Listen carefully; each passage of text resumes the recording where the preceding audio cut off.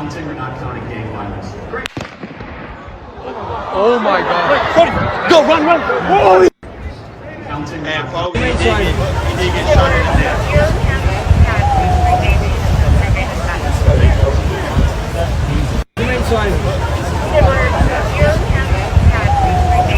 The last suspect, that white man on the floor, alleged suspect.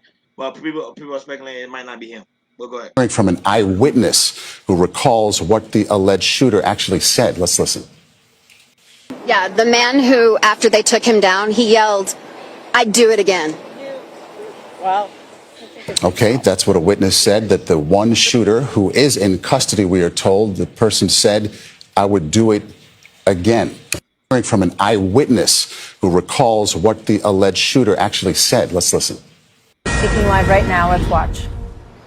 It's going to impact, I think, on a broader scale. Do you think it's going to kind of cause an uproar or anything? Well, from what I'm hearing, if it's true, the guy who got shot, he was a pretty big influence in whatever was going, like their agenda, right? So if I don't know, I hope it all like gets figured out, and I really don't want this to happen again. Anything you want to add? Yeah, I don't know. I don't know. From what I heard, it was a sniper from a long ways away. So I don't know. I think the focus of this should probably be on probably some sort of gun control or something like that, so that things like this can't happen again. Anything else? Speaking live right now. Let's go to this witness on the scene. A little bit backstage, and I turn and look, and they were arresting a guy by the name of George Zim. Yeah, I know the guy. I don't think he did it. I think they arrested the wrong guy. I think whoever did it was a good shooter, a sharp shooter. It was one shot right directly to the heart, and we need to find out who did this. I think there should be a research completely done that took place hours, maybe a day before anything went on. Who could be there and pull that trigger and do it? And I don't think it was George Zim. He was poor, broke. He maybe was on medication, a little bit of loony boon, maybe a perfect person to pick and say that did it, but I don't think he did it at all. So at this point, but did you see him taken into custody? Did you see him with any kind of thing in his hand, any device in his hand or anything like that? Yeah, I saw when they actually put the handcuffs behind his back. Okay. I followed them. All right, when we're they going to go took to him Jason the trooper Chaffetz. car. He was actually Yeah, funny. so according to the FBI, they do have somebody in custody. They said it's not the person that's on the picture, the old man that's on the floor. So according to FBI, they say they have somebody in custody. I do want to read the tweet from Donald Trump.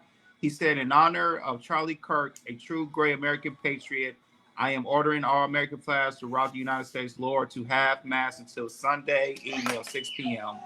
Also, other politicians spoke. When it comes, other politicians spoke, as in Barack Obama, Jasmine Crockett, who else? Jasmine Crockett, Kamala Harris, Bernard Sanders, and many other politicians put their tweets out to see the tragic assassination of Charlie Kirk. So very, very sad news we see what happened in America.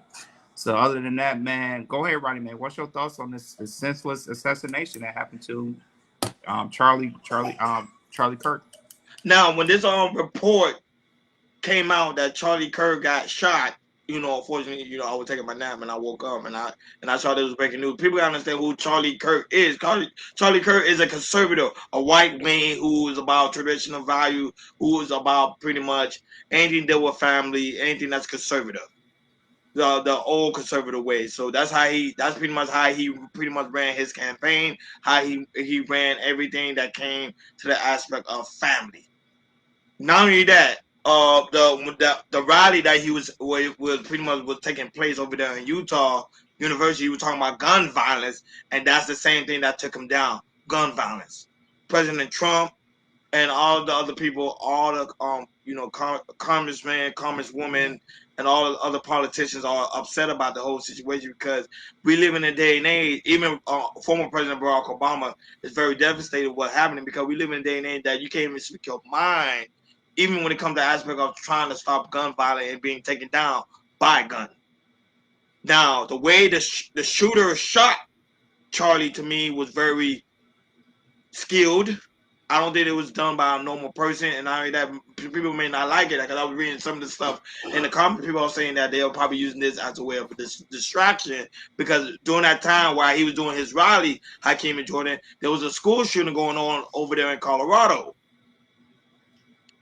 Is it a coincidence? Maybe, but at the same time, someone I didn't end up losing their lives. School shootings continue to happen. Gun violence continue to be a ongoing issue within the United States. And like Evelyn said in the comment, it's sad that you can't even go to rally and you feel unsafe. You can't even go and support somebody you actually like to go ahead and support because now you are scared that you might not able to come home. Hakeem, what's your thoughts on this one, man? I don't think anybody. Shout outs to the Shibi Army, Brett. I don't think anybody should get unalive for their opinion. This does feel like this was a military expert. I think we do live in a country where views can clash and people take matters into their own hand. He was a conservative. He had very strong conservative views. And, he went viral for things like this. But to see him gone does just really let me know we're living in a different time. And the same thing he was doing from the jump, how he started his political conservative career, debating on campuses. And now this is my question. Why didn't he have security? He should have known to have security. Security was there, but it wasn't like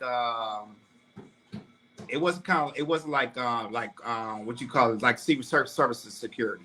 Mm-hmm. So it was security, but it was like heavy security there. That's the thing. Interesting. Go ahead, George. Yeah, so my thing is like go by what you just said, running with security, especially being a university, and especially him being so controversial. They should have extra security there to witness that, because since it was a sharpshooter who shot them down, because he shot him right into the neck, and after that he was gone after that. So but like I said, this right here is definitely gonna change everything when it comes to people that's controversial. When it comes to if you're in the liberal or conservative or whatever, rules is ever gonna be changed. I know Donald Trump, he's definitely furious about this, and in a matter of hours, days, and weeks, you definitely gonna see something changing in America when it comes to Donald Trump and everything. And but yeah, man, just to see stuff like this happening at the university, at a school, like this to me, this is happening in school grounds. I don't care if it's a high school, college. This happening in school grounds. And the more we see stuff like this, and also the next time we're gonna talk about the different shooting and everything, it just, like I said, when it comes to our kids, I think it's all the way from elementary, middle school, high school, and then go to college and everything. How we gonna keep our kids safe and we keep seeing stuff like this, especially happening to Charlie Kirk and everything. But yeah, man, this is devastating news. Of a young man who just got in his 30s. He might be conversational. A lot of people might disagree, but trying to take somebody's life just for something he said and everything, and it boils your skin, and it gets you to that emotion that you got to take somebody out. That's just crazy and insane. And as Americans, we're we're not. It's like we turn to the time of we get so emotional that we gotta take a life out because we disagree on somebody's views like that. And to me, as Americans, we need to be stronger than that. We might disagree on somebody else's views, but it should not go to be elevated of that we got to take somebody out because we disagree so much. And it shows that a lot of people that disagree with Donald Trump and everything, they hate him so much, they want to see him, deceased and all that type of things and everything. It shouldn't go to that extreme that, if you disagree from a president or somebody else, that we got to take somebody's life out. As Americans, we're stronger than that. We're better than that. We definitely got to change that.